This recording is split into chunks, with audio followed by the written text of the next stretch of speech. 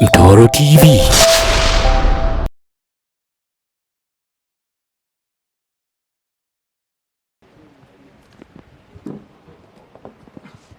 Asante sana Mwalimu Damiani kwa majibu mazuri kabisa ambayo ninaamini kabisa hata wanaofuatilia online wanafarijika na wanaelewa. Napitia comment hapa, wanasifu sana mdahalo huu na wakisifu wanenaji. Safi sana. Injili inahubiriwa ulimwengu mzima kupitia online TV na kadhalika. Mwenyekiti, ninaleta swali. Uko tayari?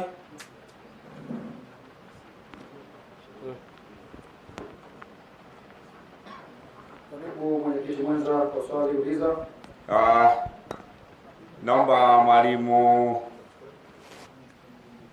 yule timekeeper wetu. Sasa mimi nitakuwa timekeeper sasa hivi na kuangalizia wewe muda, kwa sababu na wewe una hamu ya kuuliza swali. Naona na walimu wa reserve hapo. Asante. Karibu. Asante.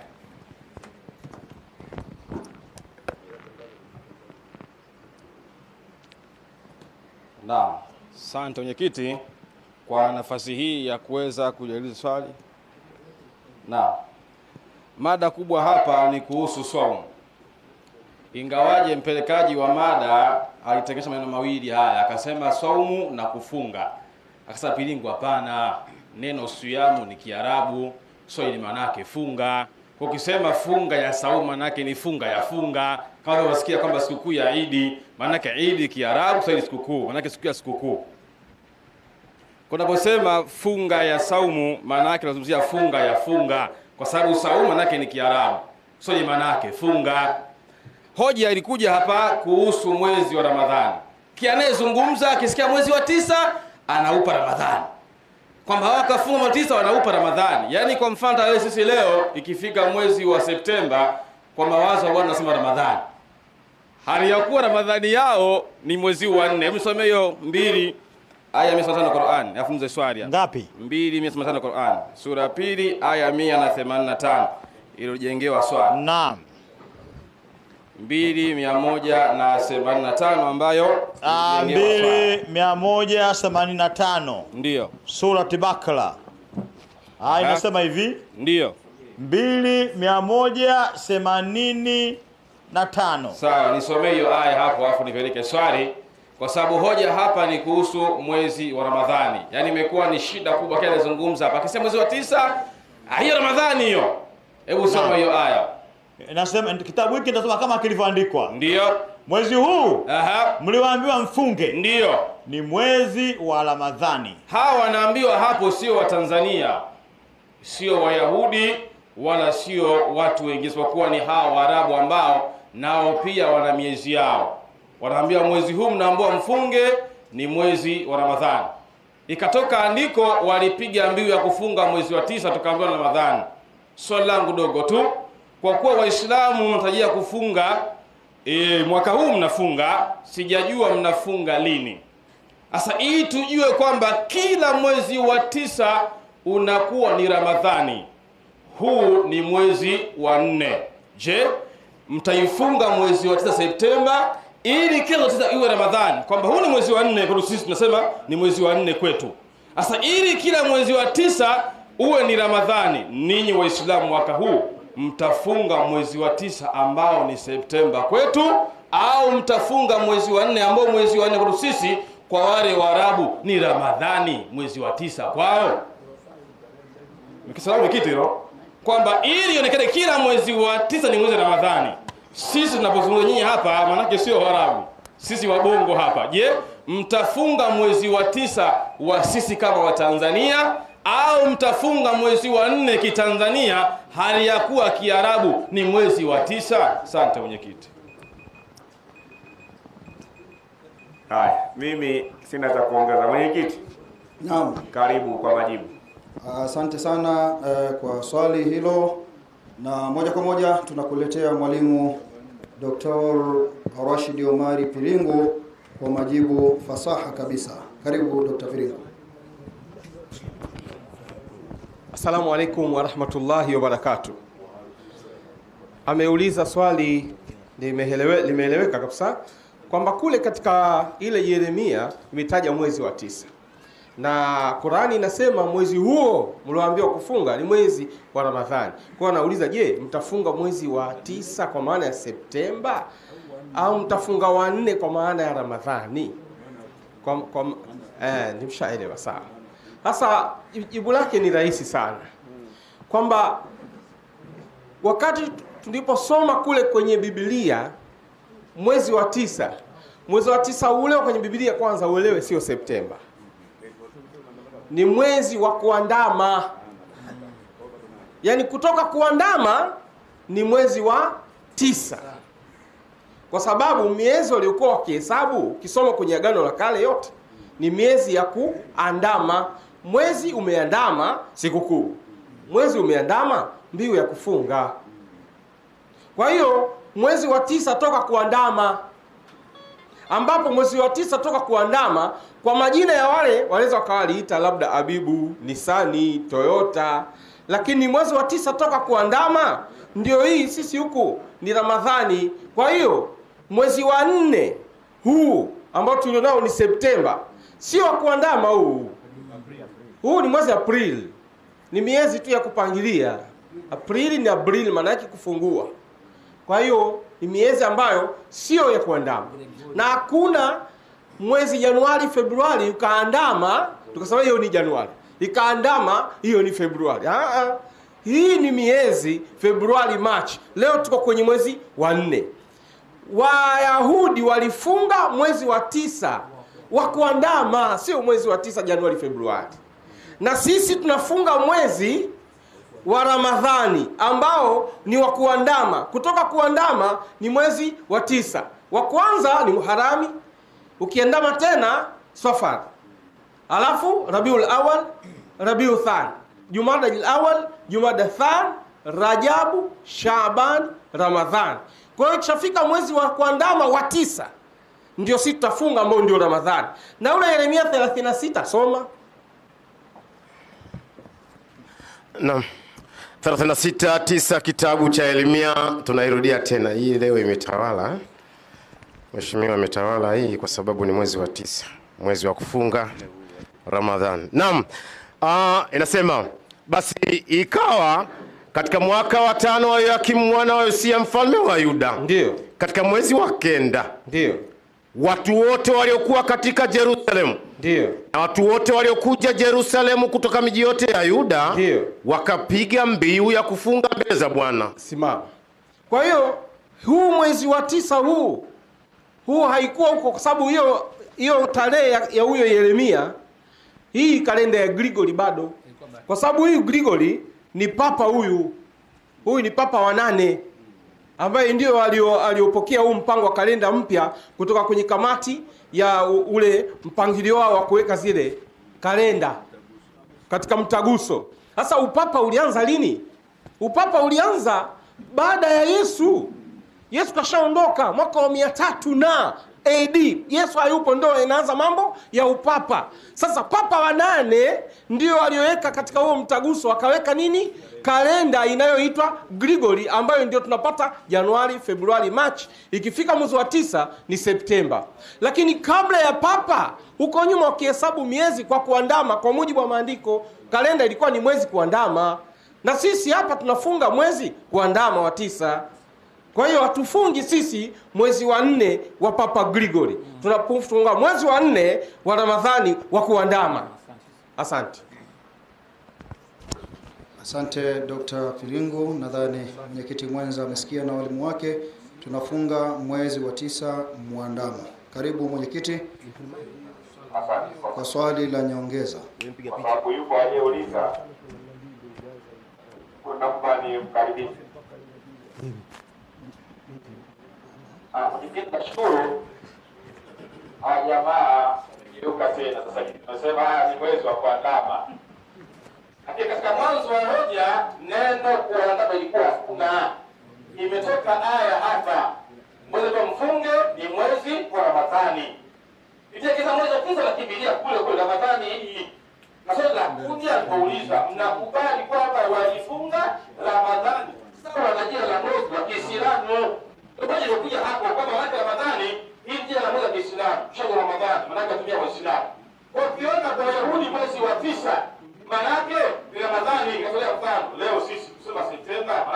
9.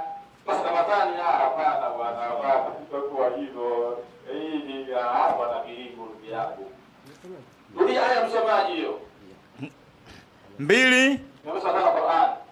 Wakati mnaona mnatoa haya hii haya tunazungumza hayo. Sasa inakuja leo hii ndio likaleta hii hapa. Haya Ramadhani ya Wayahudi. Naam. Hii ya Ramadhani ya Wayahudi. Ukitoa Yeremia anasema Ramadhani hii. Sasa tuliza. Kama Yeremia Ramadhani hakuna. Haja Muhammad imeingia Ramadhani. Mnakosi muende huko. Hii imekataa tena. Mwipoe yenyewe. Yaani Wayahudi Ramadhani hakuna. Sasa nyie Ramadhani mmekuwa nayo mnaishika tuamini huko kule. Ukija huko hapana, hii hapa. Sasa hii Ramadhani ya Wayahudi. Soma hiyo aya. Mwezi huu mlioambiwa mfunge ni mwezi wa Ramadhani. Hawa wanaambia Waislamu ni mwezi wa Ramadhani ambao imeteremshwa katika mwezi huu. Hii Qur'ani. Asante sana. Mkasema hivi, hawa walifunga baraka Ramadhani. Mkaipa jina Ramadhani mwezi ule wa 9. Na hii pia Septemba pia mwite pia Ramadhani. Mwipe jina hilo hilo. Msigeuke twende hivyo. Kwamba kila mwezi wa 9 mwipe jina Ramadhani. Yaani msigeuke. Iko Wayahudi wasema si ilikuwa ni akibu Ramadhani. Soda kidogo tu. Kwa kuwa hoja yenu hapa ni kuhusu mwezi wa Ramadhani wa 9. Hii neno kuandama pilingu, hiyo Yeremia haijaandika malizo kwa kuandama. Unatoa kwamba kaandama akafunga. Unatoa hiyo aya. Soda nataka kunijibu. Kwa kuwa mmekomaa kwamba kila pakiitwa mwezi wa 9, nyinyi mnaipatika jina Ramadhani.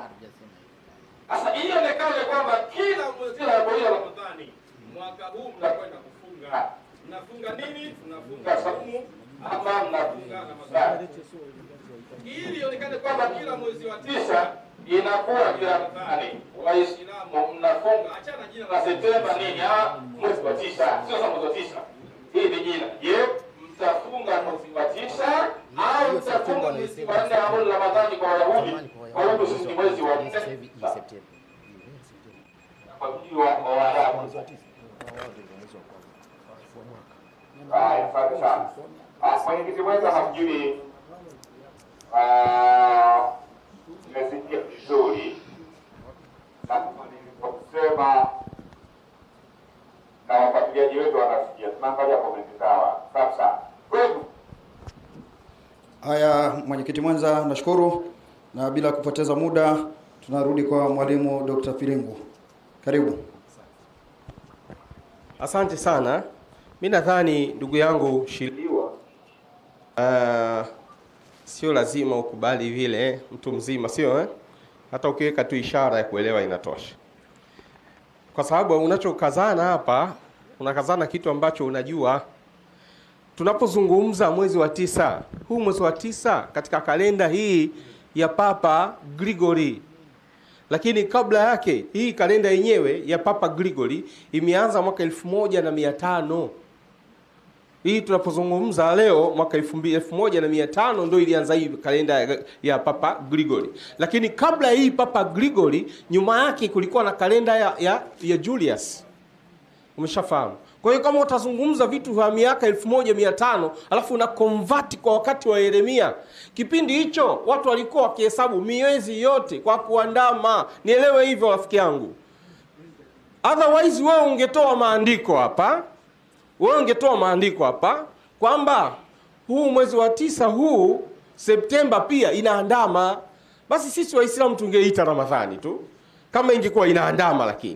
Lakini nataka kukufahamisha kwamba hii kalenda yako ya Januari Februari imeanza 1500 juzi tu. Kabla yake kulikuwa na kalenda ya Papa Julius. Sasa msomaji wangu, hebu nisomee Walawi 23:24, nisomee hapo chini kwenye sherehe yake ili aone kalenda walikuwa wakihesabu vipi. Walikuwa wakihesabu kwa kupanga tu kwenye karatasi Januari Februari, au walikuwa wakiangalia nini kujua mwezi huu umeingia au umetoka?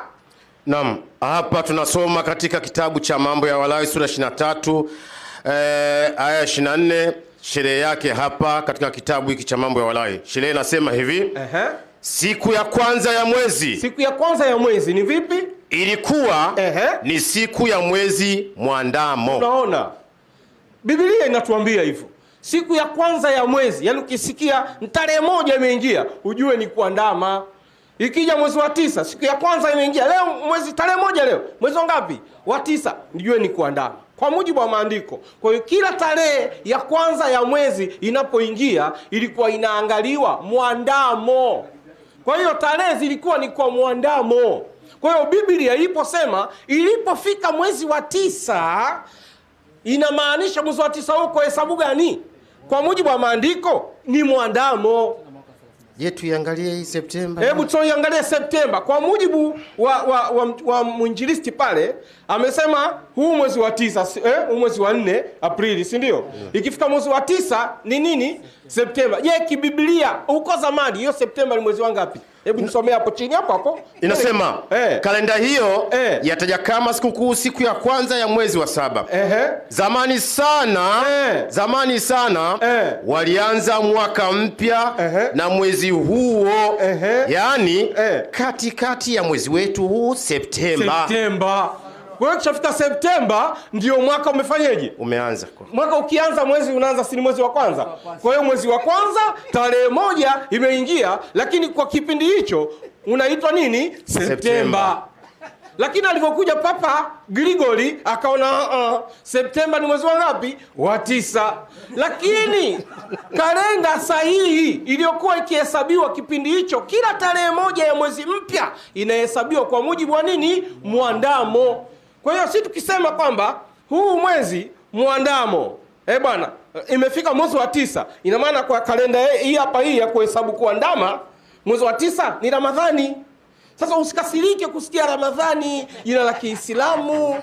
Hiyo wewe isikuumize sana rafiki yangu. Takbir. Kuna ubaya gani kwani wewe ukiwa Muislamu? Hebu ingia kwanza uone raha huko kwenye Uislamu. Kuna raha sana. Nyinyi mnafunga Kwaresima.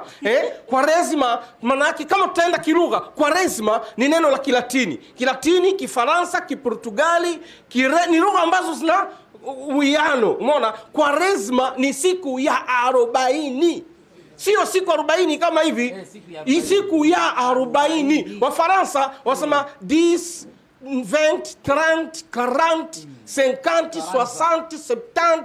Kwa hiyo 40 ndio siku 40. 40 jours, siku 40. Lakini siku ya 40 ni Quaresmo. Kwa Kifaransa Quaresmo, kwa Kilatini Quaresma. Umeona? Kwa hiyo siku gani utakuja wewe? Nitakuja nini? Quaresmo dia, nitakuja siku ya 40. Au Tresmo dia, siku ya 4. 15 dia, 17 dia, nitakuja siku ya 18. 20 dia, siku ya 20. Kwa hiyo Quaresma ni siku ya 40, sio siku 40. Asante sana. Naam. Huyo anaitwa ni mwalimu Dr. Rashid Piringu. Anamwaga darasa kubwa kabisa, anamaliza na lugha. Mwalimu mwenyekiti mwenza, nadhani utakuwa umeelewa vizuri. Tunaendelea, nadhani tunakwenda katika swali la 3. Swali la 3. Mwalimu Dr. Rashid Piringu, hebu naomba uwaulize ndugu zetu upande wa pili wa Kristo kunako mada yetu iliyoko hewani, na naona walioko kwenye mitandao wanatuelewa vizuri sana. Mambo yako moto huko kwenye mitandao. Nakumbusha tu kwamba mlioko nje, baada ya maswali haya matatu ya mwisho yaliyoko hapa ukumbini, tutarudi kuona huko online. Namba yetu ni 0713 49 49 45. Tuma swali huko, uliza upande wa Uislamu, uliza upande wa Kristo. Walimu wapo kwa ajili yako, watakusaidia. Mwalimu Piringu, karibu. Asante. Mimi swali langu ni fupi sana, kwa sababu tuko kwenye maudhui ya saumu. Saumu ipi ndio habari ya mjini? Inayoenda sawa na maandiko. Inayoenda sawa na maandiko. Kaka kaeleza pale ndugu yangu Damiani, kwamba kufunga sisi unapiga maziwa kidogo mchana, jioni kahawa kidogo, lakini ushafunga hivyo, saumu inaendelea. Sasa swali langu liko hapa. Kama tutasoma kwenye maandiko, ukisoma kwenye kitabu cha Waamuzi sura 20 mstari wa 26, inaeleza kwamba wana wa Israeli wote na hao watu wote wakaenda Betheli na kulia, wakaketi hapo mbele za Bwana, wakafunga siku hiyo mpaka jioni. Walifunga mpaka jioni, hakuna katikati kusuku na kidogo nini, walifunga mpaka jioni. Waislamu na sisi tunafunga mpaka jioni. Nyinyi umethibitisha hapa Damiani kwamba mchana mnapiga kidogo maziwa au kahawa. Sasa swali langu liko wapi? Swali langu liko hapa kwamba je, sasa mtakubaliana na sisi kwamba hii funga ya Waislamu ndio inaenda sawa na maandiko yote? Sisi Waislamu tunafunga mpaka jioni, wana wa Israeli walifunga mpaka jioni. Nyinyi kina Damiani mnapiga mchana kidogo maziwa nini. Je, tutakubaliana sasa kwamba hii funga wanayofunga Waislamu ndio funga inayokwenda sawa na maandiko? Asante. Mwenyekiti mwenza, karibu. Asante. Haya, Mike Kabero.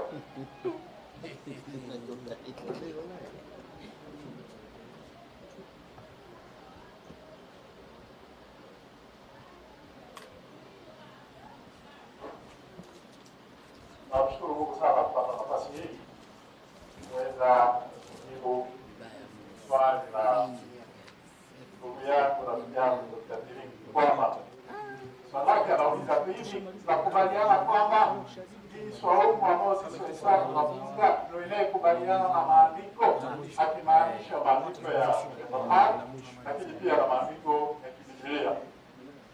Jibu liko wazi sana. Uwazi wenyewe tunaupata kulingana na kitabu cha Nabii Isaya sura ya 58 aya kuanzia ya 3 na kuendelea. Tutaona pale tupata majibu kwamba inaenda sawa au haiendi sawa. Lakini niseme kitu kimoja kwamba wakati anajibu mambo mengine alisema kwa lesma, maana yake siku ya 40, sio siku ya 40. Neno lenyewe quadragesima linamaanisha 40, sio siku ya 40. Watu tungeomba waelewe hivyo, na ndivyo lugha ya Kilatini inavyosema, inakusudia 40, sio kwamba siku ya 40 bali ni 40. Naomba usome hiyo kitabu cha Nabii Isaya sura 58 mstari kuanzia wa 3. Usema mbona tumefunga? Lakini uoni? Sasa kuna kufunga ambako watu wanafunga lakini Mungu haangalii kufunga kwao. Sasa leo inabidi tutazame hivi, Mungu anaangalia funga ipi kati ya kwetu sisi wa Kristo na ile ambayo wenzetu wanafunga? Majibu yanapatikana hapo hapo. Tuendelee. Mbona tumejitaabisha nafsi zetu? Naam. Lakini uangalii. Wanapigania masuala ya kula, kwamba mbona sisi hatuli chakula mpaka saa 12 jioni? Mbona uangalii? Unajua malalamiko haya yalianza zamani, sio kwamba mnaanza nyie. Zamani huko watu walikuwa wanajinyima kula, lakini Mungu haangalia habari zao za kujinyima kula. Endelea. Fahamuni siku ya kufunga kwenu. Naam. Mnatafuta anasa zenu wenyewe. Sasa kuna kutafuta anasa, watu wanatafuta anasa, na kwa kweli tukenda kwenye hali halisi mitaani kuna anasa, kwa sababu wakati wa mwezi wa Ramadhani watu wanakuwa na mihogo, ndizi, futari, machungwa, mananasi, mapapai. Ile ni kutafuta anasa. Saa 12 jioni utakuta vitu vingi vimejaa namna hiyo, watu wanafanya futuru. Endelea. Na kuwaelemea wote watendao kazi kwenu. Naam. Twende.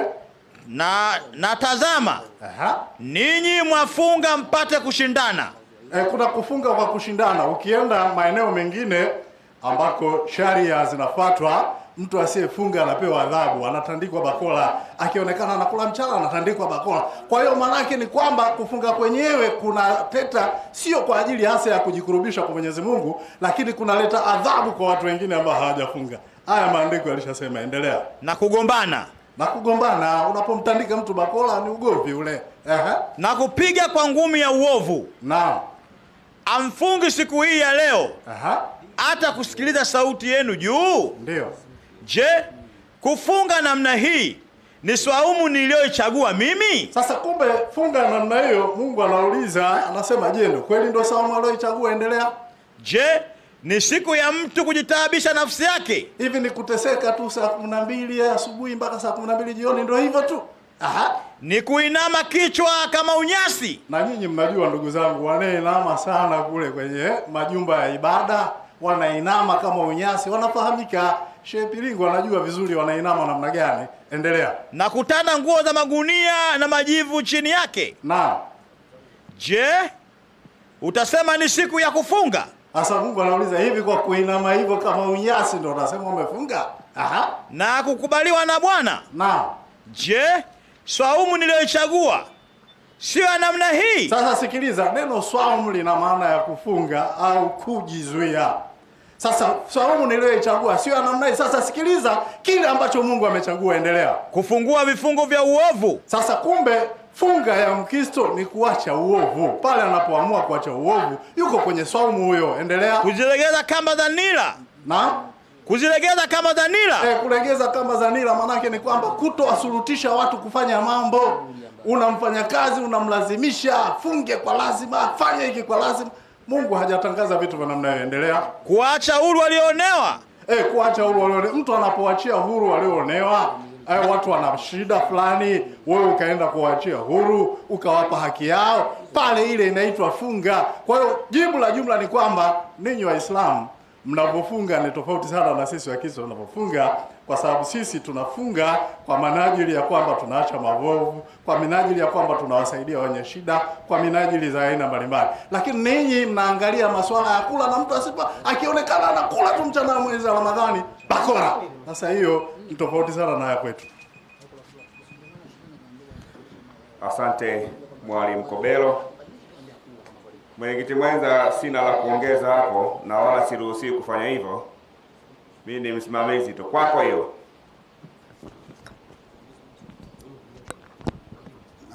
Asante. Umeelewa vizuri mwalimu alivyotoa somo na kujibu. Karibu kwa swali la nyongeza Dr. Pilingu. Asante sana kaka Kobelo kwa maelezo ambayo uliotoa, lakini sidhani kama ulisikiliza swali kwa umakini kama lilivyoulizwa. Swali nimeuliza ni very simple tu. Nimeuliza swali very simple. Kwamba Waislamu tunafunga alafu tunafuturu jioni. Umeona vizuri? Na maandiko yanasema hivi, wana wa Israeli na wao walifunga wakafuturu jioni. Yesu kalitumwa kwa ajili ya wana wa Israeli, wala halihitaji andiko. Sasa labda ungetuthibitishia hapa kwamba ninyi si wafuasi wa Yesu, sababu kama Yesu Mwisraeli na katumwa kwa ajili ya wana wa Israeli, afa andiko linasema wana wa Israeli walifunga mpaka jioni. Ama kuhusu hii Isaya 58, huoni kwamba wewe umeipotosha? Kwa sababu hapa ilikuwa inaeleza kwamba kufunga haina maana ya kutokula tu pekee. Hilo wewe uliona hapo kwamba kufunga, hata mtume wetu Muhammad sallallahu alaihi wasallam pamoja kufunga ni kujizuia kula na kunywa, lakini mtume akasema hivi, waman lam yada qawla zuri wal amala bihi falaisa lillahi hajatan fi an yada ta'amahu wa sharaba, kwamba mtu yoyote ambaye amefunga alafu haachi maneno mabaya, kauli mbovu ama vitendo vibaya, hiyo saumu yake Mungu hana haja nayo. Kwa hiyo inaonyesha kule kuacha kula na kunywa ndio funga, lakini funga tu kwa kuacha kula na kunywa huku unafanya maovu haifai. Isaya ndio akasherehesha funga saumu inayotakiwa ni ya namna hii, ndio akataja vile vitu ambavyo na mtoaji wa mada alikuwa amemaliza hapo. Sasa je, hauoni kwamba hata Yesu mwenyewe kuhusu funga unataka kupotosha? Uone unataka kupotosha maana ya funga. Yesu alifunga siku 40 mpaka akaona njaa. Kama ingekuwa pana kupiga maziwa kidogo, angeona njaa hapo. Manake unapotosha ndugu yangu mwinjilisti. Hauoni unapotosha? Swali liko kwenye point kwamba kufunga kufuturu jioni. Wewe unaitoa kwenye kwamba kujizuia kula na nini, ukaangalia kwenye maasi peke yake. Uone unapotosha maana, kwa sababu mbona Yesu alifunga akaona njaa? Je, ingekuwa kuna kupiga maziwa kidogo mchana, angeona njaa? Kwa hiyo kumbe saumu ni hii. Je, mtukubaliana na sisi kwamba saumu ya Waislamu ndio saumu inaenda sawa na maandiko? Asante Dr. Pilingu, maswali mazito mazuri. Mwenyekiti mwenza, karibu, tunaomba mwalimu. Asante Mwalimu Kobero. Yaani jibu la haraka ni kwamba swaumu mnayefunga ninyi Waislamu haiendi sawa na maandiko matakatifu ya Biblia. Hilo ndio jibu la msingi. Kwa namna gani? Kwa sababu unalaumu majibu ya Mwalimu Damian ni kwamba mbona inaonekana kama mnaweza kunywa maziwa kidogo, mnaweza siji kula hiki kidogo, au mnaweza mkakaa kutwa nzima, siji unajaribu kulaumu hayo majibu. Lakini tatizo ni kwamba vile ambavyo Biblia inavyofundisha tunapaswa kuendelea kuwafundisha zaidi. Kwa namna gani? Mwalimu, naomba ufungue kitabu cha Danieli sura ya 10 aya ya 1 hadi ya 3. Twende haraka kidogo. Naam. Kitabu cha Danieli. Naam. Aya ngapi? Kwanza aya ya 1 hadi ya 3. Aya ya 1 hadi ya 3. Aha. Danieli aya ya 1 hadi ya 3. Danieli sura ya 10 aya ya 1 hadi ya 3. Naam. Nitasoma katika jina la Yesu Kristo.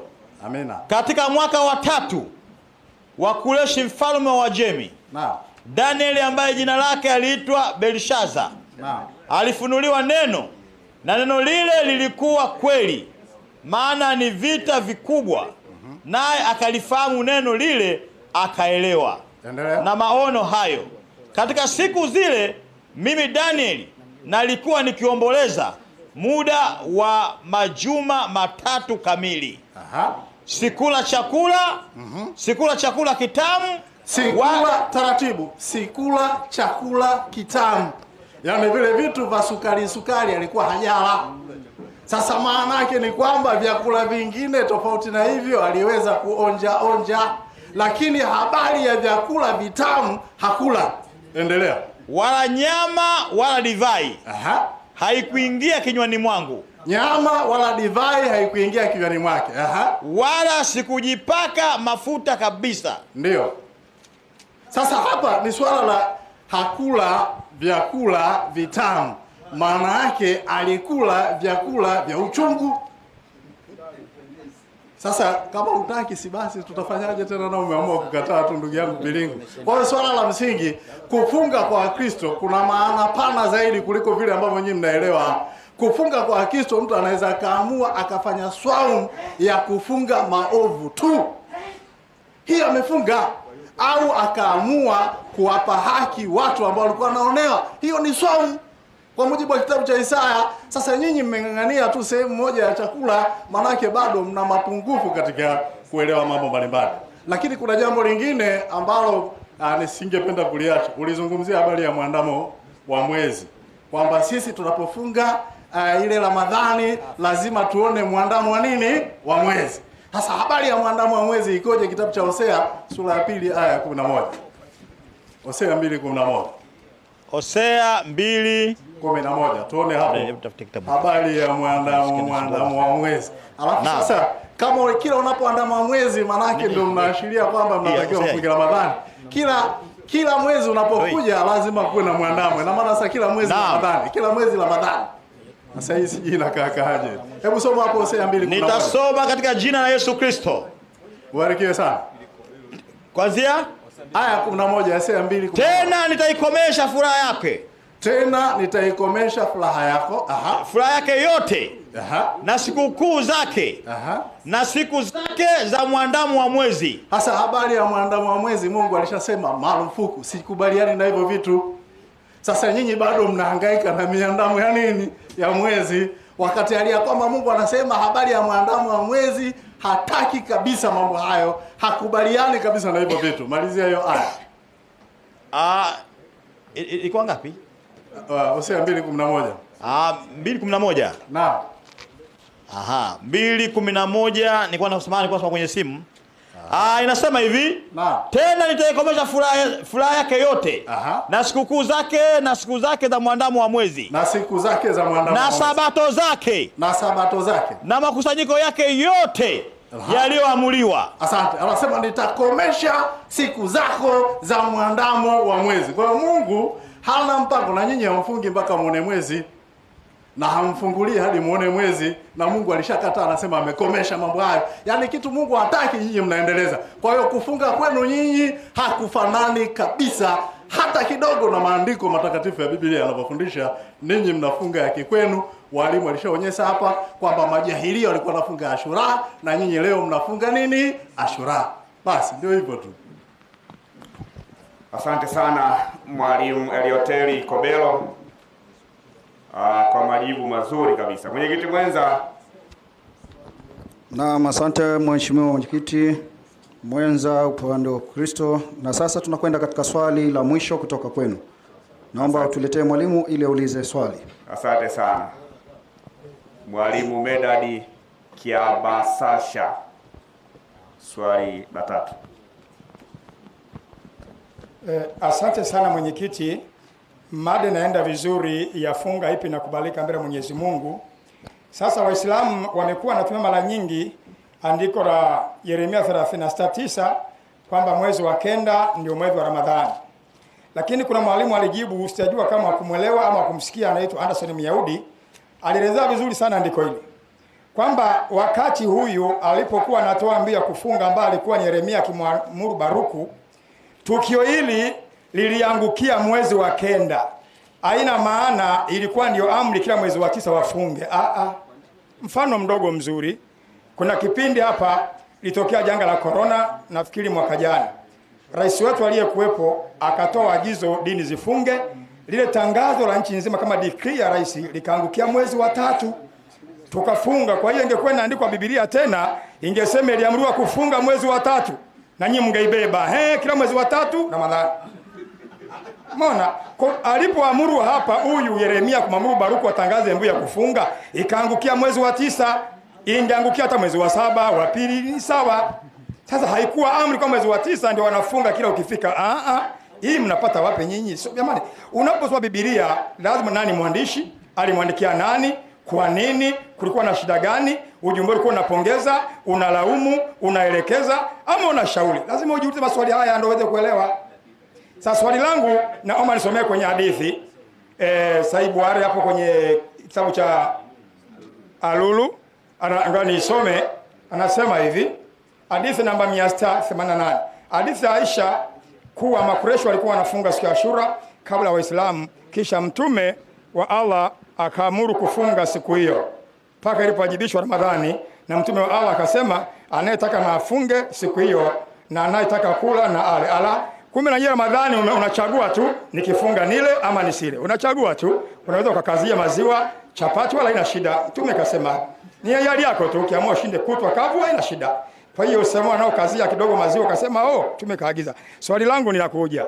Je, uoni kwamba hii swaumu mnayofunga mwezi wa Ramadhani ilikuwa ni funga jahilia? Uoni hii mnapoendelea kuifunga mnaendeleza funga ile ya jahilia? 33:21 nasema Muhammad ni kigezo chema kwa Waislamu. Sasa swali, ili funga hii mnaofunga leo ionekane ni halali, je, ni wapi Muhammad aliwahi kufunga funga hiyo? Ama aliweka mgomo? Kama alitii, ni wapi alifunga? Kwa nini nimeweka nabii? Amuoni so muhimu mnaofunga leo kwamba alifunga majahilia, na nyinyi mnaendeleza funga ile ile ya kijahilia? Kama si ya kijahilia, mtume kama alitii amri hii ya kufunga mwezi wa Ramadhani, wapi alifunga? Toa ushahidi wa aya. Ni hayo tu. Swali mepesi sana. Asante sana. Haya, nataka mwenyekiti, wakati mwingine kuna maneno natamani niyarudie, lakini nikirudia nitakuwa na mimi napeleka mada. Kwako mwenyekiti mwenza. Asante mwenyekiti mwenza. Nafikiri kwamba muulizo swali amehitimisha kusema swali lake ni jepesi. Sasa maneno hayo nadhani mwalimu hapa Shabani Muhoro anaweza kwenda kuyathibitisha kwa maandiko. Karibu kwa majibu.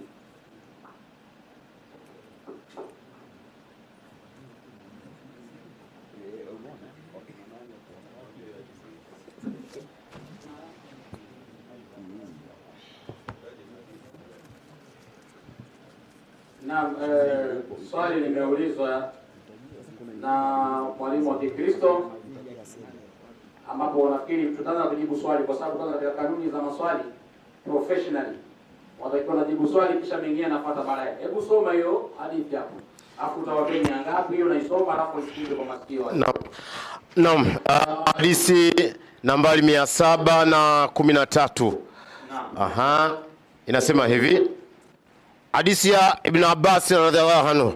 Amesema Mtume sallallahu alaihi wasallam kufunga mwezi kamili kabisa isipokuwa Ramadhani. Haya, nafikiri jibu limepatikana. Sijui malizi ya kwanza. Naam, alikuwa Kiswahili tena taratibu. Naam. Jibu swali kwa sekunde 30 kisha dakika 4 na sekunde 30 waelimishe kitu Inasema hivi. Naam. Mtume sallallahu alaihi wasallam hakufunga mwezi kamili kabisa isipokuwa Ramadhani. Jamani, imeeleweka? Maliza. Alikuwa akifunga mpaka msemaji anasema kuwa wallahi hafungui tena. Jamani, nafikiri jawabu limepatikana. Short and precise. Wanasema hit nail on the head, don't go around the bush. Swali nimejibu. Mtume alifunga mwezi wa Ramadhani. Hapo hadithi. Tumemaliza hilo swali. Na kwenda kipengele B. Kuhusu habari ya Ashura. Ashura walikuwa wanafunga Mayahudi. Mtume sallallahu alipofika Madina aliwakuta Mayahudi wanafunga Ashura. Akawauliza, "Nyinyi mnafunga kwa sababu gani?" Wakasema, "Sisi tunafunga kwa sababu ya kuadhimisha." Mnapata vizuri. Nabii Allah Musa, na Musa mwenyewe alifunga. Hadithi ilisomwa na Ustadhi Mbogwa. Hatunaja kurudia tena repetition kwa kitu kimoja.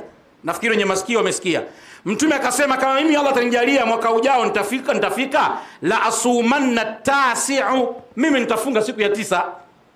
Kwa hiyo nafikiri hiyo swala la Mtume salama kufunga, alifunga kwa sababu Musa naye pia alikuwa ameifunga. Na wana wa Israeli walifunga, na Mtume akasema, "Mimi nina haki zaidi kwa Musa kuliko nyinyi." Na Mtume akasema, "Na mimi nikifika huo mwaka la asumanna tasi'u, nitafunga siku ya 9." Hiyo hoja tumemaliza. Na hiyo umenipata vizuri bwana, ndo hoja ambayo iliyokuwa sawa sana, ndo Pasaka, the Passover. Sio nyinyi mnavyovamia vitu vipo. Tunakwenda katika masuala mengine. Huyu bwana aliyetoka hapa, kuna kitu kasungumza katika Danieli 10:3. Kuna mwanamume pale ambaye ametoka kutangulia hapo. Yaani mimi nilivyomsikia kasoma andiko nikamshangaa. Anataka kuhalalisha kwamba wao wanakula mchana kidogo, maziwa kidogo, kahawa kidogo kwa kufuata Danieli 10:3. Aisome sasa hiyo Danieli 10:3. Nataka nikuelimisha katika masuala typology of Jesus Christ. Wakati mwingine huwa mjui, ndio maana nikasema hii fasting tutaipeleka into typology studies ili mpate kuelewa nyinyi. What is typology in Christian theology? Is a doctrine or theory ambaye ni relationship between Old Testament and New Testament, the teachings of Jesus Christ. Hebu tuangalie into typology ile andiko 10:3, alafu nikuelimisheni kitu. Naam, 10:3 kitabu cha Yeremia, Danieli inasemaje? Sikula chakula kitamu. Sikiza, maana anasema Danieli, sikula chakula kitamu wala nyama wala divai haikuingia kinywani mwangu. Wala divai haikusudia kinywaji. Maziwa sio kinywaji. Hivi jamani, maziwa jamani sio matamu? Jamaa vipi rafiki yangu? Maziwa ni matamu. Haya, maliza. Wala sikujipaka mafuta kabisa. Nukta hiyo. Anasema Danieli, mimi sikula chakula kitamu, sijakunywa kinywaji chochote, wala sijajipaka mafuta. Kwa hiyo aliyefunga Danieli hakula chakula kitamu, hakunywa maziwa, hajajipaka mafuta. Tumuulize Yesu sasa, funga nataka kufunga nyinyi mfanyeje? Kama nyinyi tuangalie hapa 6:17 Mathayo. Naam. Anda 16. Maana umeitumia sana iandiko na isherehesha kabisa hiyo. 6:16-17. 6:16 kitabu cha Mathayo inasema. Chapo kidogo, dakika zinakwenda Naam. Inasema. Ndio. Tena mfungapo. Ndio. Msiwe kama wanafiki wenye uso wa kukunjamana. Sawa. Maana ujiumbua nyuso zao. Sawa. Ili waonekane na watu kuwa wanafunga. Amini nawaambia, wamekwisha kupata thawabu yao. Nukta hapo. Yesu anasema ijapokuwa na unafiki wao wale, lakini kwa kuwa walifunga, Yesu anasema wamepata thawabu. Kwa hiyo thawabu ya kufunga wamepata hata kama walikuwa na unafiki wao. Lakini kwa kuwa walifunga kwa imani, thawabu wamepata. Thawabu maana yake ni malipo. Maliza. Bali wewe ufungapo. Sasa nyinyi mnapofunga jipake mafuta kichwani. Danieli kasema mimi sijipaka mafuta. Funga yangu mafuta sijipaki. Yesu kasema jipake mafuta. Sasa swali, nyie mnamfuata Danieli au mnamfuata Yesu? Maana Yesu kasema mafuta jipake. Nyinyi Danieli kasema mimi sijipaka mafuta. Sasa funga gani mnafuata nyinyi? Kama ni funga Danieli, mtatuambia alifunga siku ngapi Danieli? Pale narudi. Nyongeza tunangoja mwenyekiti. Asante. Huyo ni Dr. Shabani Muhoro, ameweka vizuri uwanja. Nirudi kwa mwalimu kule, mwenyekiti mwenza. Karibu, tuletee mwalimu wako. Asante sana mwenyekiti mwenza. Tunafurahi sana maandiko yanayochambuliwa. Asante sana mwalimu. Nafikiri umesikia majibu ya mwalimu wa Kiislamu. Kama unaona nyongeza, utueleze.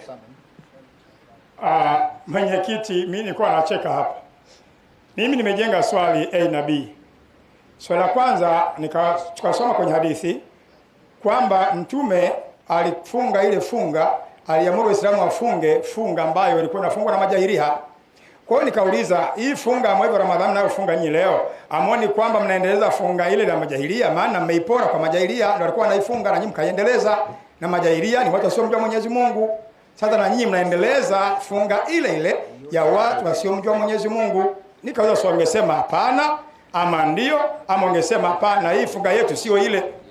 Sio ile vipi wakati ilikuwa ni ya majahilia? Hadithi iko wazi. Nimeuliza hivyo. Na nikauliza wapi Mtume aliwahi kufunga mwezi wa Ramadhani anaoamuru nyinyi mfunge? Ukatoa alikuwa fungi mwezi kamili. Allah. Tena maana Ramadhani sio mwezi kamili.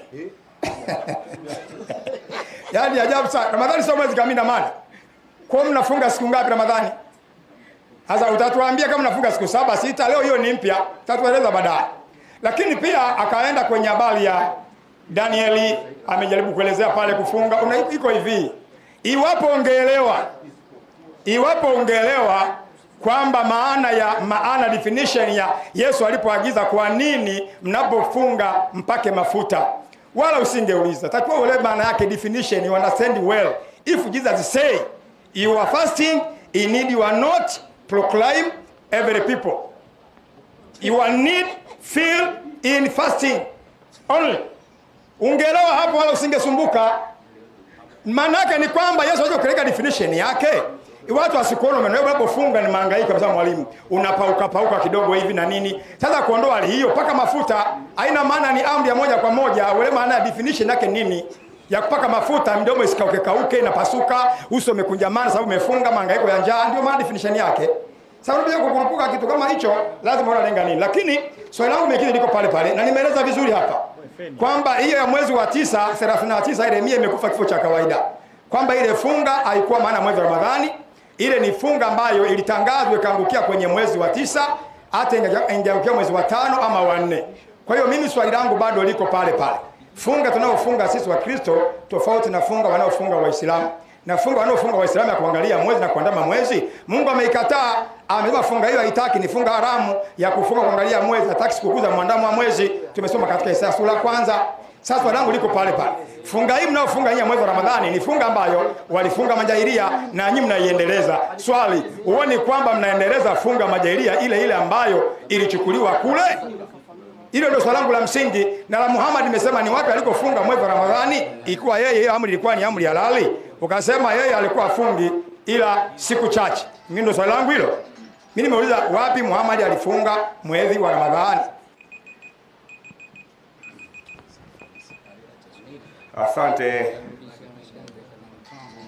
Asante mwalimu.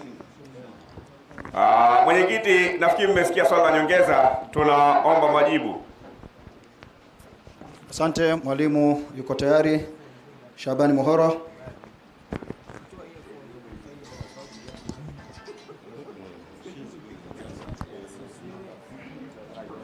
Naam. Wallahi raha sana. Ndugu yetu ambaye ametoka kuuliza akaongeza na maneno ya Kiingereza, nimefurahi sana. Ila kwenye Kizungu kuna tabu sana. Unatakiwa usome sana Kiingereza ili unapotaka kuzungumza uwe unajua jinsi ya kuweka semantic katika lugha. Unajua usio unavamia tu. Hebu soma hiyo hadithi tena mara nyingine ya pili. Naomba usikize kwa makini hiyo hadithi. Naam. Hadithi inasema hivi. Inasemaje? Hadithi ya Ibn Abbas radhiallahu anhu anasema, naam, Mtume sallallahu alaihi wasallam hakufunga mwezi kamili kabisa, isipokuwa nini? Isipokuwa Ramadhani. Jamani, hiki Kiswahili hiki ni Kiswahili. Mtume hakuonekana akifunga mwezi kamili mwingine wowote isipokuwa mwezi aliofunga kamili ni Ramadhani. Hichi ndio Kiswahili. Sasa na hiki jamani mpaka tu yani, si vitu viko sawa. Mfano wake kama Yesu alivyosema sikutumwa ila kwa kondoo waliopotea wa nyumba ya. Sasa definition gani ulikuwa unaongea wewe? What kind of definition you are talking about? So this is definition. Mtume sallallahu alaihi wasallam hakuonekana akifunga mwezi kamili isipokuwa Ramadhani. Yani inamaanisha kwamba Mtume sallallahu alaihi wasallam mwezi aliofunga kamili ni mwezi wa nini? Wa Ramadhani. Hoja imekufa hii kitambo tulimaliza. Yeremia 36:9 eti kasema ya kwamba eti ile funga iliangukia kwenye mwezi wa 9. Basi kama iliangukia mwezi wa 9 ndio tunasema mwezi wa mwandamo. Tunarudi pale tena. Kama imeangukia mwezi wa 9 ina maana narudi pale kubana na sisi kwamba huu mwezi ulikuwa ni mwezi wa mwandamo. Unajua labda nikufundishe. Kuna mmoja pale ndugu yangu wa kwanza aliyezungumza alikuwa anasema kwamba tumeongea sijui kitabu cha Imprimatur. Umeona vizuri akatoa habari ya Deuterocanoni. Unajua you have to define between what is Imprimatur and what is Deuterocanon. Deuterocanonical, what is Deuterocanonical? Ni nini?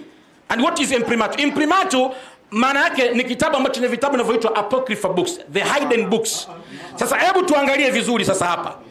Katika kitabu cha Yoshua bin Sira ipo ndani ya Imprimatur ambaye ni apocryphal book, ambaye ni hidden book katika biblical studies. Labda pengine kama mjasoma, maana kama mmesoma mtakuwa mnanielewa nazungumza nini. Maana elimu nayo inakuwa na ukubwa. Waislamu zote sisi tunasoma. Hebu isome Yoshua bin Sira. Msomaji ustadi? Naomba nisomee Yoshua bin Sira sura 43 mstari wa 7.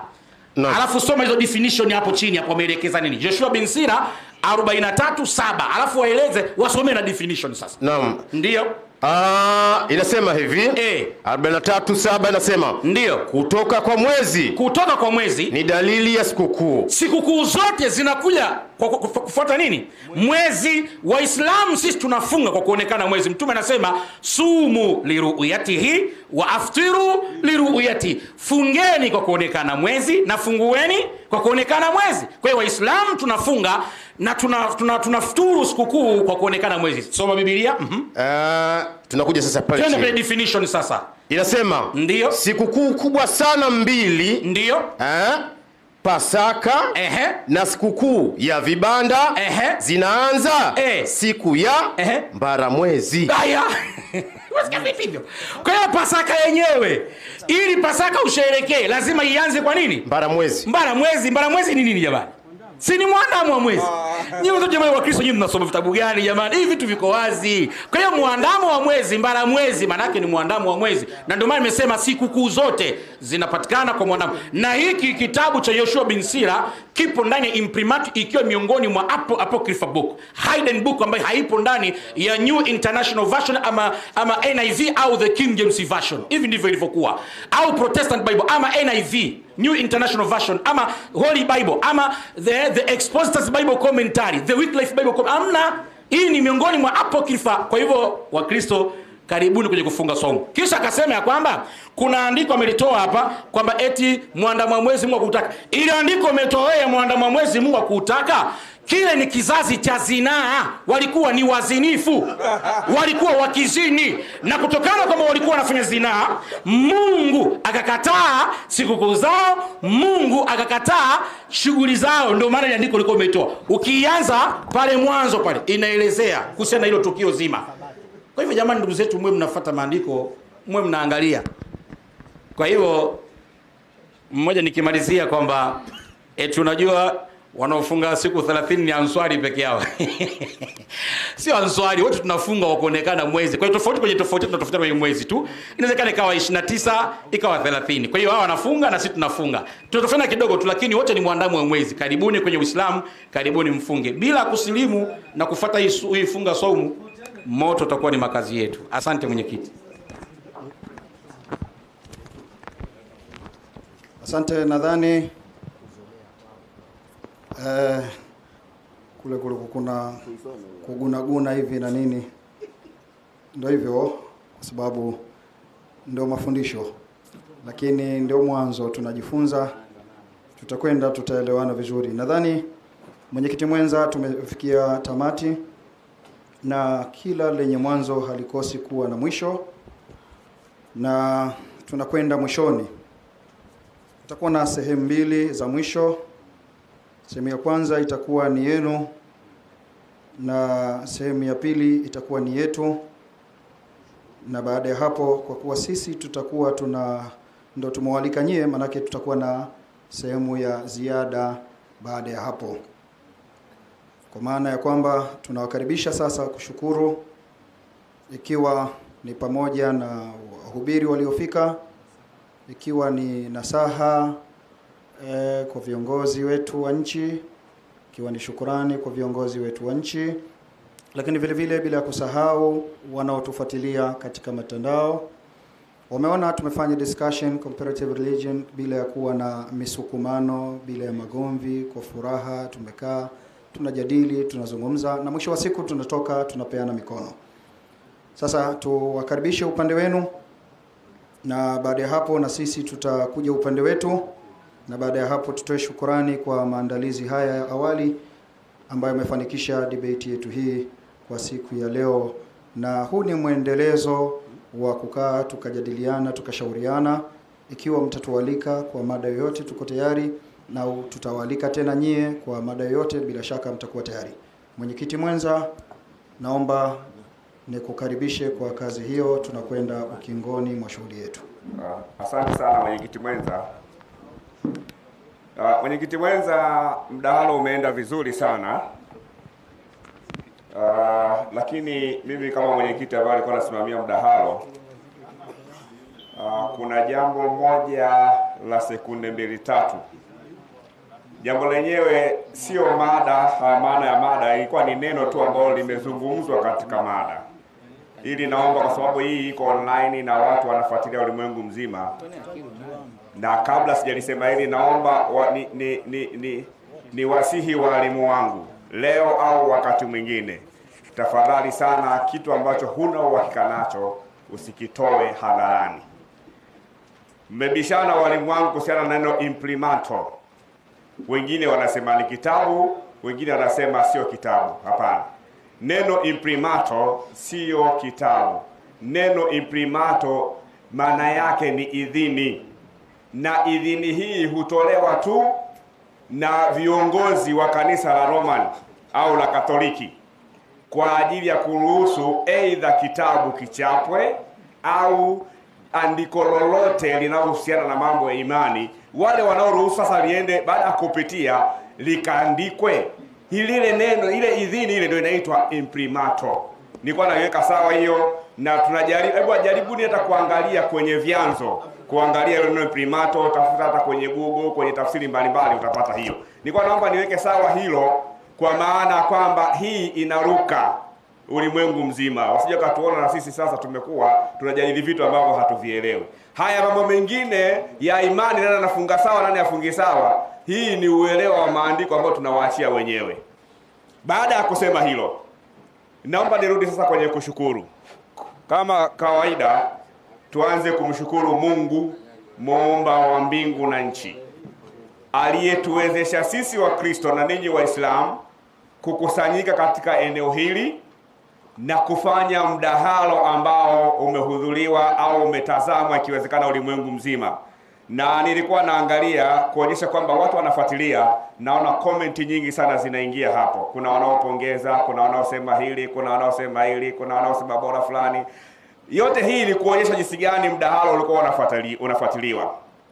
Kwa hiyo tumshukuru Mungu kwa kutuwezesha katika hili, na vile vile ni shukuru Jamhuri ya Muungano wa Tanzania, serikali ya Jamhuri ya Muungano wa Tanzania, rais wetu, mama yetu huyu, Mama Samia Suluhu Hassan, kwa kuongoza vizuri, kwa mwanzo mzuri ambao wameuanza. Na kwa kupitia hivi sisi viongozi wa dini, kama tulivyosema, watu wa dini tutaendelea kumwombea. Hasa sisi wa Kristo tumesema kwamba tumeambiwa tutii mamlaka iliyowekwa, kwa maana Biblia inatuambia mamlaka iliyopo imewekwa na Mungu. Kwa hiyo tunatii na kuwaombea na kuendelea kuombea amani. Jingine ni washukuru waandaaji wa huu mdahalo. Tunajua kuna changamoto nyingi, na tena nitumie fursa hii kwa sababu kama bado tuko hewani, inawezekana wako wafuatiliaji huko hata wa Kiislamu ambao wamekuwa wakilalamika tena kupitia hizi komenti zao, mara sauti imekaa hivi, mara sauti imekaa hivi. Nafikiri ni wakati sasa wa kuwawezesha waandaaji, ikiwezekana hata vyombo vya kisasa ambavyo havitasababisha sauti zisisikike tena, ambavyo vitafanya recording iliyo safi na clear na ya kisasa.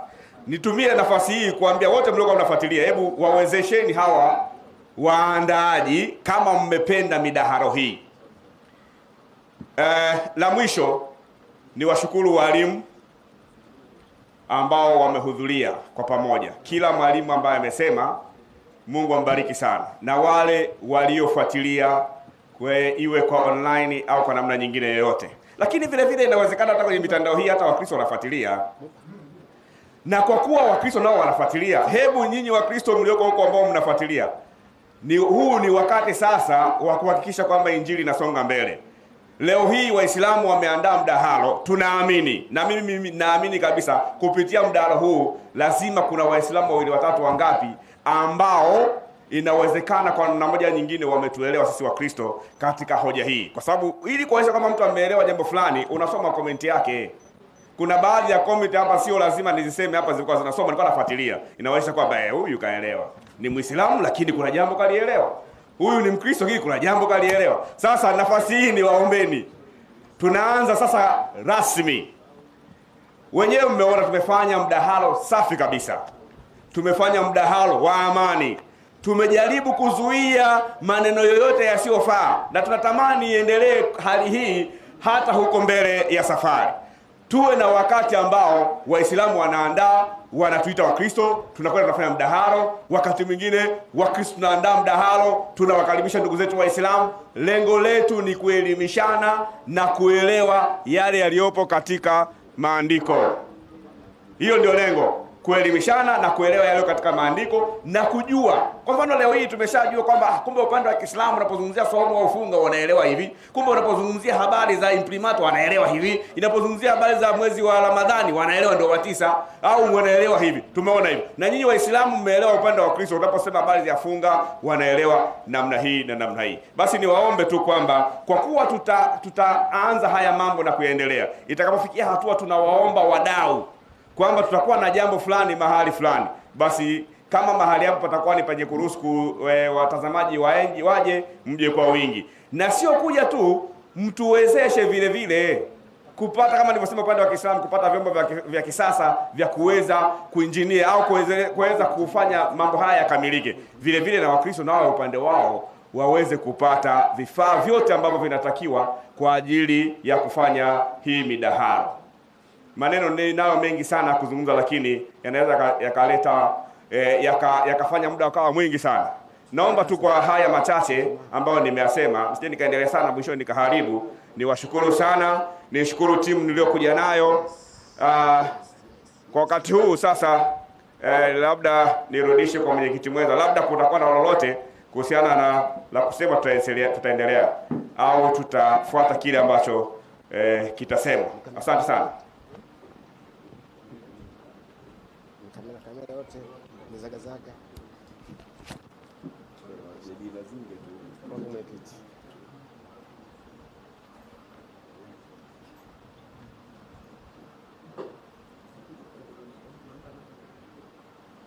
Asante mwenyekiti.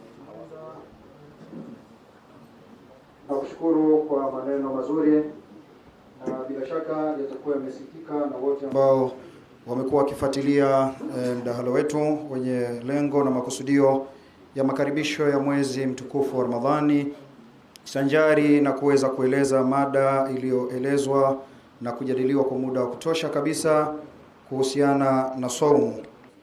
Nami pia nitumie fursa hii kwanza kujitambulisha. Kwa jina naitwa Rajab Salim Juma, ni amiri wa umoja wa hadhiri wa Kiislamu Tanzania, na alhamdulillah namshukuru Mwenyezi Mungu Subhanahu wa Ta'ala aliyetuwafikisha kufanyikisha kazi hii ya kujadiliana na wenzetu ambao si Waislamu katika suala linalohusu ibada ya saumu.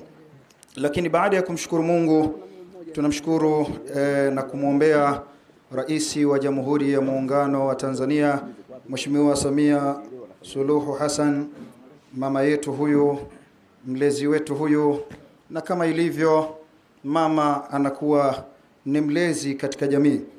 Kwa hivyo sisi kama wanaimani tunamuombea Mungu, tuko naye pamoja katika jambo hili kubwa la kuweza kutuongoza Watanzania kutoka katika wakati huu ambao tunaupitia. Kwa hivyo tunamtakia kila la kheri katika uongozi wake, yeye na wote walio chini yake katika serikali ya Jamhuri ya Muungano wa Tanzania, na pia bila kusahau serikali ya Mapinduzi ya Zanzibar kwa Dr. Hussein Ali Mwinyi. Pamoja na hayo, hatuwezi kuacha kushukuru Jeshi la Polisi Tanzania, bila ya kusahau OCD wetu wa Kinondoni kwa kazi nzuri kabisa, na maafisa wote wa Jeshi la Polisi kwa kazi nzuri kabisa. Lakini vile vile tunatoa shukurani za dhati kwa wale wote ambao walikuwa wakitufuatilia katika vyombo vyetu online ambavyo vilikuwa vikiripoti matukio mbali. Tumepata baadhi ya mapendekezo na maoni kutoka online kwamba tumeona vyombo vimekuwa vikikatakata sauti na vimekuwa vikisuasua. Tunasema haya ni mapungufu.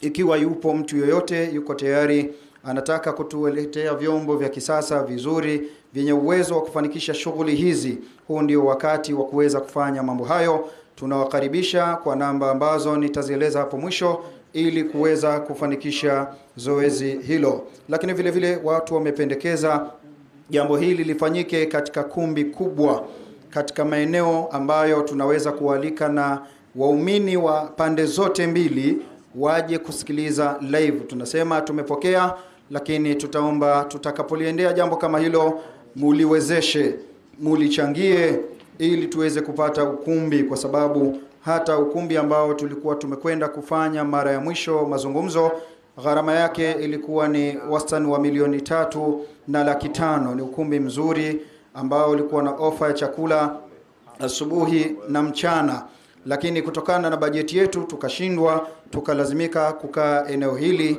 kutokana na hali ya bajeti yetu.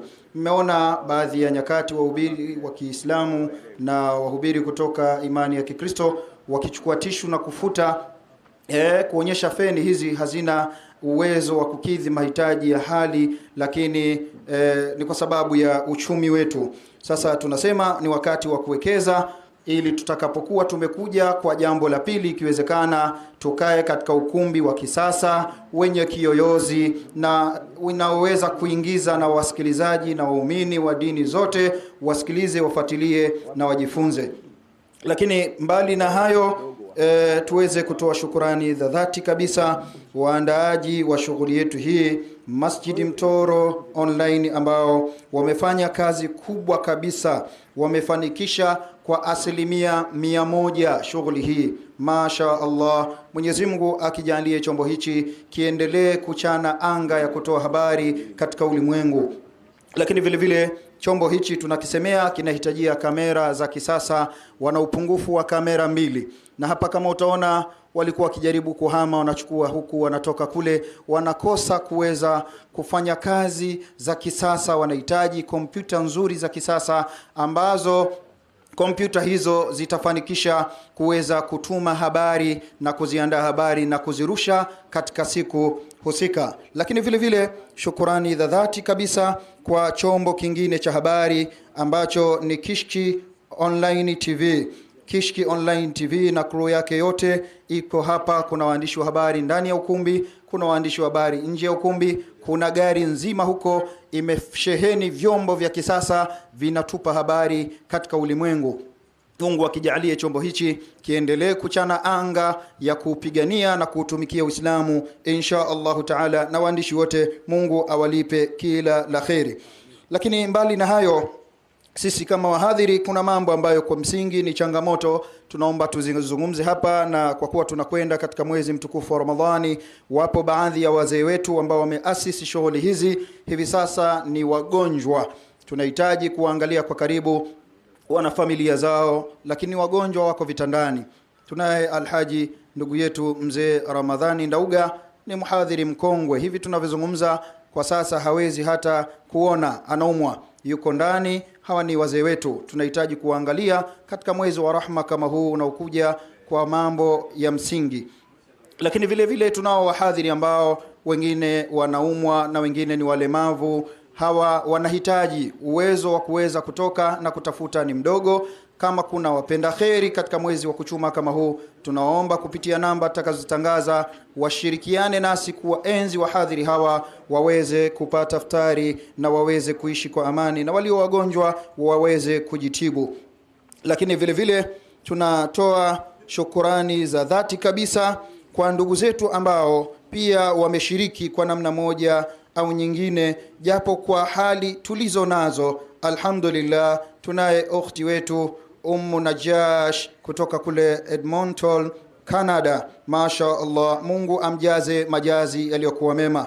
Tunaye dada yetu ukhti Salma kule Oman, Maskat Oman. Mwenyezi Mungu akujaze ukhti Salma majazi yaliyokuwa mema. Vile vile tunaye alhabibu Sheikh Nuruddin bin Muhammad Kishki. Ukiacha crew nzima iliyokuja hapa ya Kishki Online TV, yeye kama yeye, masha Allah, amefanya aliloweza. Mwenyezi Mungu amjaze majazi mema.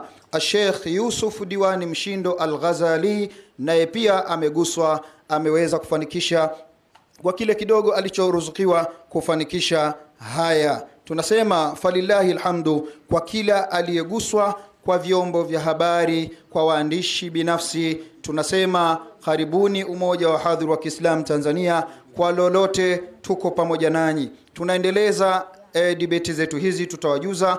Basi mtakaposikia wito, karibuni. Pamoja na vyombo vingine vyote, musisite kujitokeza. Haya ni mambo ya kiimani.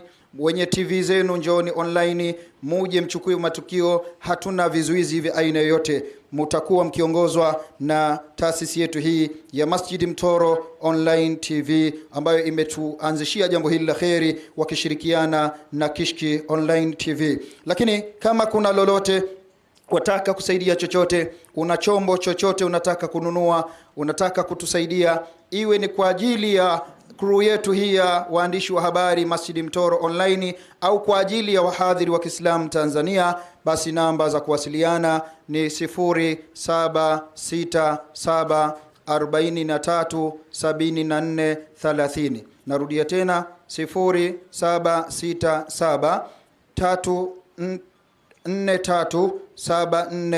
0767437430.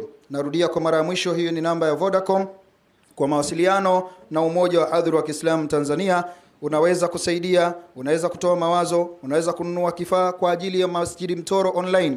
Pia unaweza kuona namba zao Masjid Mtoro Online katika hichi kipindi watapitisha, lakini pia utatufahamisha kwa namba 0767437430. Hiyo ni namba ya Vodacom. Lakini pia unaweza ukapiga kwa namba 0713437430. Hizi ni namba za amiri wa Umoja wa Hadhir wa Kiislamu Tanzania. Pia kuna namba za katibu wa Umoja wa Hadhir wa Kiislamu Tanzania, Sheikh Abubakar Joili Mwaipopo, 0717437270. Hiyo ni namba ya Tigo. Narudia tena, namba ya katibu mkuu wa Umoja wa Hadhir wa Kiislamu Tanzania 0717437270. Lakini pia kuna namba nyingine 076200. Narudia tena 0762200281. Namba ya katibu ya pili baada ile ya Tigo 0762200281. Hapo utakuwa umepata viongozi wa Umoja wa Hadhir wa Kiislamu Tanzania na wahadhiri wote nchini Tanzania. Kwa lolote tukiwasiliana, tutaweza kujuzana kinachoendelea.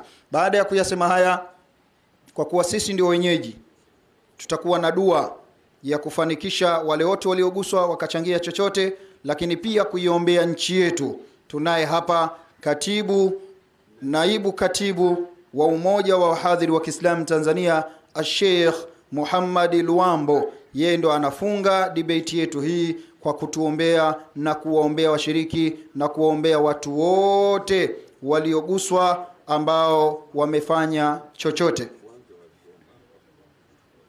Nadhani kwa kuwa wenyeji wageni wetu walikwa wapo pia, basi tunaomba kwanza mfanye sala ya kufunga, alafu wenyeji tutamaliza. Sheikh Muhammad Luambo atahitimisha. Nawashukuru sana na karibuni tena katika mambo yetu kama haya ya kujadiliana kwa amani na furaha kwa pamoja.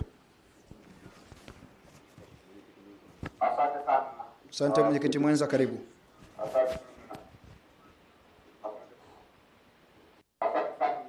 Mwenza, na shukuru sana kwa hizo nasaha ambazo zitoa. Vile vile kama ni kushukuru, tumeshashukuru, japokuwa tumesema tunao mengi sana kushukuru, lakini kwa haya machache tunaomba watuelewe. Kwa sasa nichukue fursa hii kumkaribisha Mchungaji Chikawe aweze kufunga kwa maombi. Karibu. Asante. Bwana Yesu asifiwe sana. Haleluya. Saa kabla ya maombi ya kuhitimisha, naomba niseme neno dogo au maneno machache.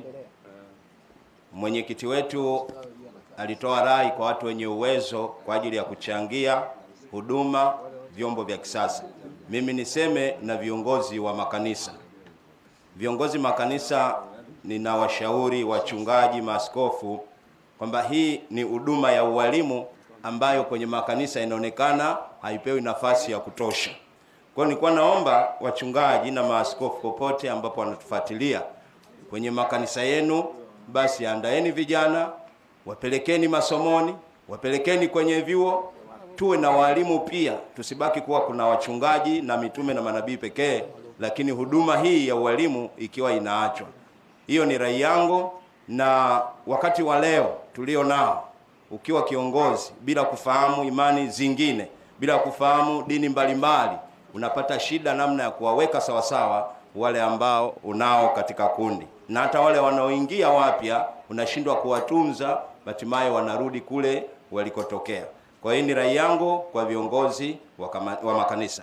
Baada ya hapo basi naomba tumshukuru Mungu wangu Yesu aliyeumba mbingu na nchi na vyote vinavyoonekana, ili tujikabidhi mikononi mwake atufikishe salama kule tunakokwenda. Baba, katika jina la Yesu Kristo, Mungu wetu uliye hai, Mungu ambaye umetupatia jina linalozidi majina yote yanayoitwa miungu, asante kwa ajili ya wakati huu ambao umetupa nafasi tena kuwepo mahali hapa. Tunakushukuru kwa ajili ya yale yote ambayo yameenda kuonekana. Tumeona ukijidhirisha kwa namna ya kipekee kwa walimu ambao umewatumia kwa ajili ya kwenda kujieleza au kueleza kila ambacho umetufundisha kupitia maandiko yako matakatifu. Lakini sasa tunataka kuondoka mahali hapa tukielekea majumbani kwetu. Tutatumia usafiri uliotengenezwa kwa mikono ya wanadamu. Bwana Yesu, tunaomba ututangulie katika kila njia tutakayoiendea. Wewe kwa sababu huko hai, unaona na unasikia, tunaamini ya kwamba utaenda kuyafanya haya tunayoyaleta kwako. Maana katika Marko 11:23 umesema kila jambo tunaloliomba tuamini ya kwamba tumekwisha kulipata, limekuwa la kwetu. Na siku zote tunapokuomba unatujibu. Na hata sasa tunapojiweka mikononi mwako, tunaamini Mungu wetu utatupeleka salama kama ulivyoturudisha salama. Tuzingire kwa malaika wako wa makerubi, tufunike kwa damu yako iliyomwagika pale msalabani. Asante Bwana Yesu kwa haya machache. Tunayo mengi ya kusema, lakini unayajua yote ambayo ni mahitaji yetu, kwa sababu ni Baba. Hakuna baba asiyejua mahitaji ya watoto wake. Haya machache tuliyoyatamka na yale ambaye hatukuyatamka kwa sababu ya udhaifu wetu wa kibinadamu, pengine tumeyasahau, lakini wewe unajua kuwa ni mahitaji yetu. Tunayaweka yote mikononi mwako, tukiamini ya kwamba Mungu wetu utaenda kuyajibu sawa sawa na mapenzi yako. Katika jina la Yesu Kristo tunaomba na kushukuru, na wote tuseme amen. Amen.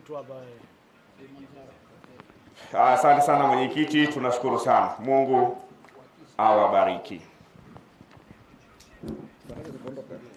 Asante mwenyekiti kwa sala.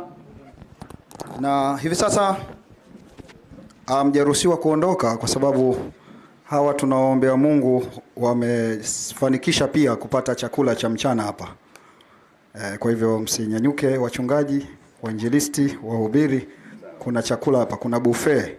Okay. imeandaliwa na Waislamu. Waislamu ni watu wakarimu, wamewaandalia ndugu zetu mpate chakula na muende nyumbani kwa amani. Kabla Sheikh Muhammad Luambo hajaja kwa ajili ya kufanza dua na ndo anafunga debate yetu kwa nafasi yake katika umoja wa hadhiri, yeye ni naibu katibu mkuu wa umoja wa wahadhiri wa Kiislamu Tanzania. Wakati yeye anakuja kufunga, Sheikh Muhammad njoo hapa ili upate live ya kamera zote hizi. Karibu, tafadhali.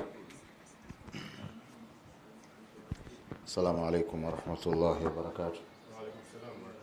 Inshallah, kabla ya dua ni waombe wapenzi wa kazi hizi, huu ni mwanzo wa taasisi yenu hii ya umoja wa hadhiri baada ya kutazama ulimwengu mahala ulipo.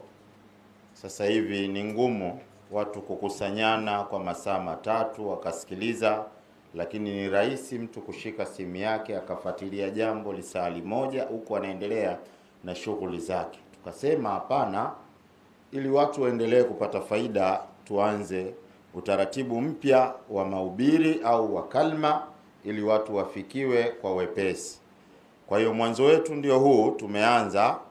Kwa hiyo watarajie kuja na mambo kama haya mara kwa mara tunapopata nafasi, lakini pia na uwezeshaji wetu unapozidi kuongezeka, tutaongeza jitihada ya kuhakikisha tunafanya makubwa katika eneo hili, ili mradi tuendeleze jukumu tulilokuwa nalo la ufikishaji wa kalima ya la ilaha illa Allah Muhammadur Rasulullah. Jukumu lako kama Muislamu, kama mpenzi wa da'wa, ni wewe kushiriki kwa kile ambacho unaona una nafasi nacho. Kama Amiri alivyosema hapa, tuna mahitaji kadhaa wa kadhaa.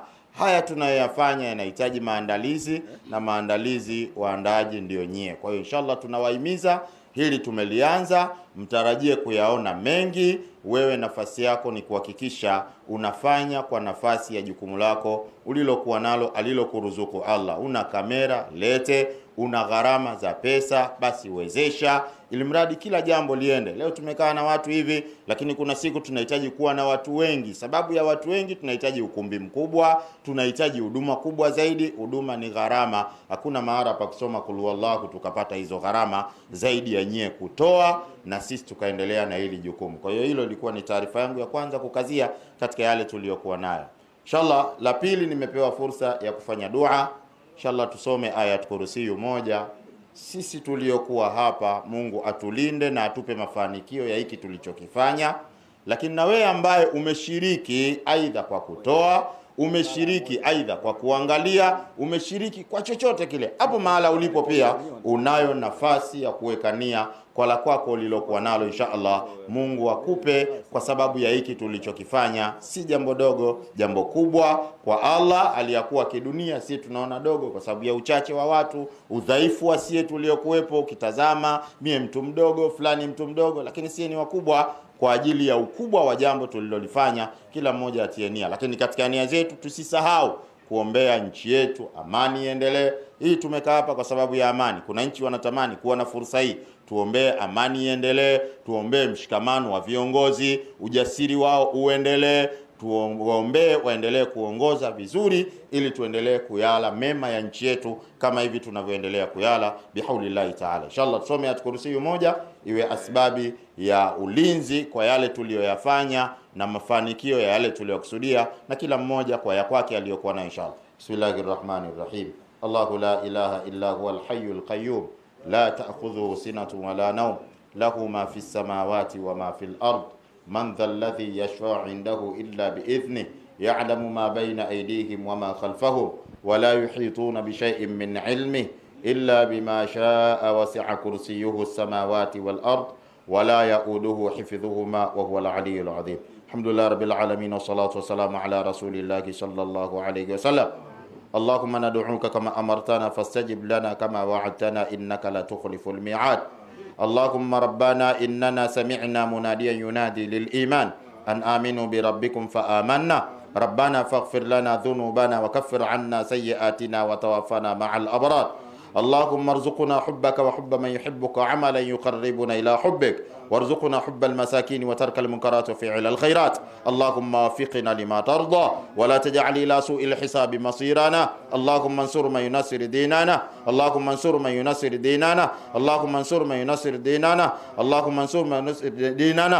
اللهم اعز الإسلام والمسلمين وأذل الشرك والمشركين ودمر أعداءك أعداء الدين. اللهم شتت شملهم ومزق جمعهم. اللهم اجعلنا ممن يستمعون القول فيتبعون أحسنه. اللهم اجعلنا ممن يستمعون القول فيتبعون أحسنه. اللهم ربنا تقبل منا إنك أنت السميع العليم وتب علينا إنك أنت التواب الرحيم. اللهم ربنا آتنا في الدنيا حسنة وفي الآخرة حسنة وقنا عذاب النار وادخلنا الجنة مع الأبرار يا عزيز يا غفار يا عزيز يا غفار. وصلى الله وبارك على سيدنا محمد وعلى آله وصحبه وسلم والحمد لله رب العالمين. إن شاء الله.